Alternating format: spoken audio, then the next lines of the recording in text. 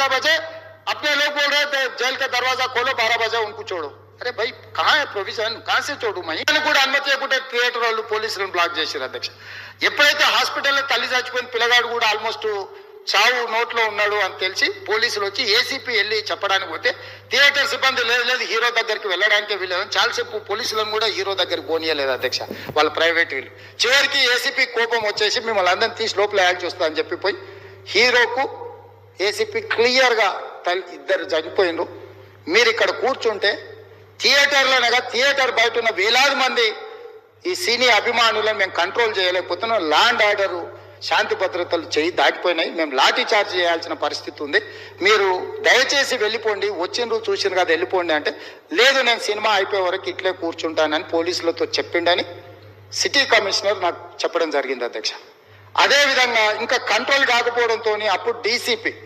పై అధికార రంగంలో దిగి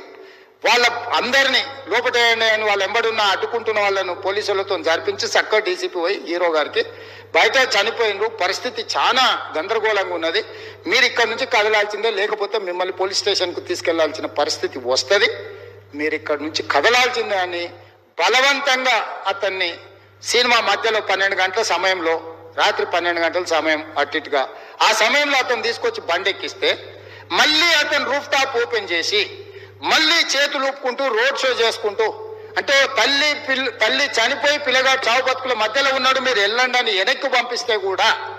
మళ్ళీ కారులో రూఫ్ టాప్ ఓపెన్ చేసి చేతులు ఊపుకుంటా అభిమానులను సంతోష పెట్టుకుంటా రోడ్ షో చేసుకుంటా అతను వెళ్ళిపోయింది అధ్యక్ష. పోలీసులు కేసు చేసిరు, కేసు మీద థియేటర్కి సంబంధించిన కొంతమందిని అరెస్టు చేసి 10-11 రోజుల తర్వాత పోలీసు హీరో గారింటికి వెళ్ళిండ్రు, మీరు కూడా కేసులో A11 మీ మీద కేసు ఉందని చెప్పడానికి పోలీసులతో దురుసుగా ప్రవర్తించిండు,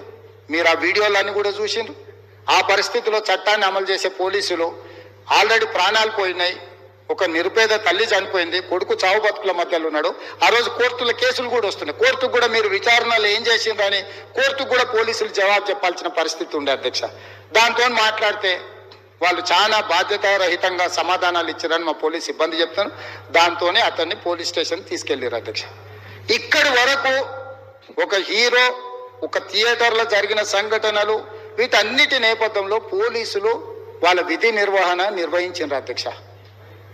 ఎప్పుడైతే అతను పోలీస్ స్టేషన్కు తీసుకెళ్ళిరో కొన్ని రాజకీయ పార్టీలు పైశాచికంగా ఎంత నీచంగా నన్ను తిట్టుకుంటా పోస్టులు పెట్టినరంటే అంటే